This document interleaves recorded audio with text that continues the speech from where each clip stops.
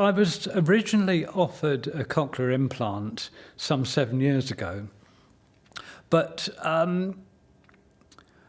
and here I think the internet is a dangerous place sometimes, because I looked up information about cochlear implants and it frightened me sick as to what I found out, or what I thought I was finding out.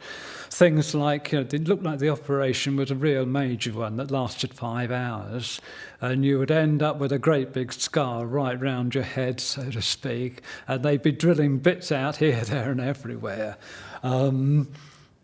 But in reality, I mean, this is why I didn't do it so long ago, but in talking to Mr. Mitchell, the surgeon, recently, and asking, well, how long's the operation? What does it entail? I was so surprised to find that the operation was only about 2 hours, and the scar was only about that long and was right behind your ear. So if you're thinking of looking on the internet, the advice is don't. If there's anybody that's thinking of going for a cochlear implant, my advice would be go and do it. Don't delay. There's nothing to worry about, and you would be amazed how the quality of your life will change. I would advise people who'd like to go for a cochlear implant to be optimistic and patient. It's not an easy journey. You have to be very patient at the beginning, especially when you have your switch on. It's the journey, it's the process, and it takes, sometimes it's different from one person to another, but it takes sometimes for your brain to get adapted to the new sounds, but eventually you'll enjoy it and you'll get the maximum benefit out of it. I know several people who I believe would greatly benefit from a cochlear implant, as I have done, and I would say to them, go for it. Don't be afraid of the operation. It's easy to recover from. It's not a big deal. And the pleasure of being able to hear again in a more normal way is just immeasurable. It will change your life. I would love to have had this cochlear implant 10 years ago. I know they say it's never too late, but I would have liked it earlier. But maybe it wasn't to be. I was having other things going on at that time, and maybe my hearing wasn't... I think the hearing has to be a certain low level to have this implant. Anybody contemplating a cochlear implant must be aware that it is a great commitment. But if you've got good help with you, not a problem, but you must be prepared to commit yourself to this and come back for several appointments. But otherwise, fantastic. If you're unsure, talk to somebody. There's loads of online communities. The expert here at the centre are brilliant to talk to, but do talk. If you're not ready, then pause, reflect, take 5, whatever you need, because the expert wouldn't put you on that journey unless they thought you're right and you could do it. My situation was perhaps not the run-of-the-mill here at the AIS. I didn't meet the NICE guidelines to have an implant under the National Health Service. So to follow the self-funded pathway and pay potentially $35,000 for the whole process, covering all the costs up to the first year, was quite a decision. And it was a family decision.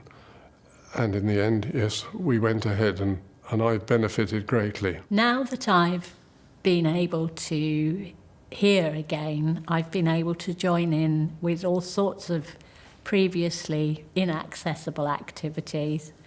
And those activities include joining a book club, which is a great pleasure. I'm able to be fully involved at work again in a way that I was unable to do when I'd completely lost all hearing. I undertake some voluntary work now, which is great fun. And I think the biggest pleasure of all is just being able to join in the fun and laughter and conversations with family and friends around the dinner table. marvelous as it is, I can't say that it is, I'm suddenly a hearing person. I did ask somebody in the implant center, what do I call myself, hearing or deaf?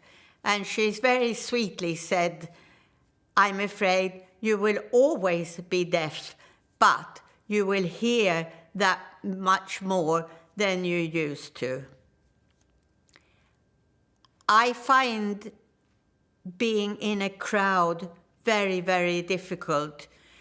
Any background noise, like background music, makes it almost impossible to hear. But to talk to a person face to face in a relatively quiet surrounding, it is absolutely brilliant. I think the only real difficulty I still have with my hearing is when I'm in a big group of people and lots of people are talking all at once.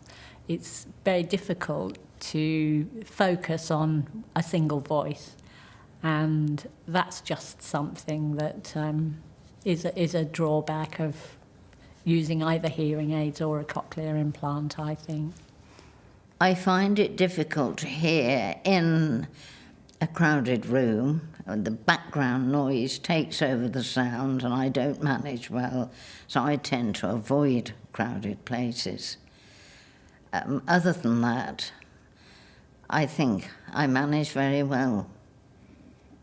If someone asked me whether or not to go ahead, I would say it's a commitment, and if you're prepared to do it, I wouldn't hesitate to have it done. I would recommend a cochlear implant to anybody that was finding conversation, speech, any sort of hearing,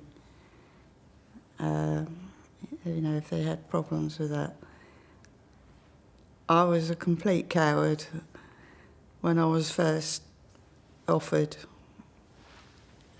implant referral, and I left it for about 10 years, but I honestly wish I had known a bit more about it and gone for it a bit earlier. But having said that, I'm really chuffed with it and I would recommend it. I would definitely recommend a cochlear implant for other people. Just go for it. It's truly life-changing. And if I had the opportunity to do another implant, I would definitely do it. If I was fortunate enough to be offered a second implant, I would be grabbing it with both hands. I'd be over the moon. Yes, please. But it's just been like a miracle for me. And I, once again, as I said earlier, I would recommend anyone contemplating having an implant to go for it, because it's been the best thing I've ever done and I don't regret it for 1 minute. It's been like a miracle.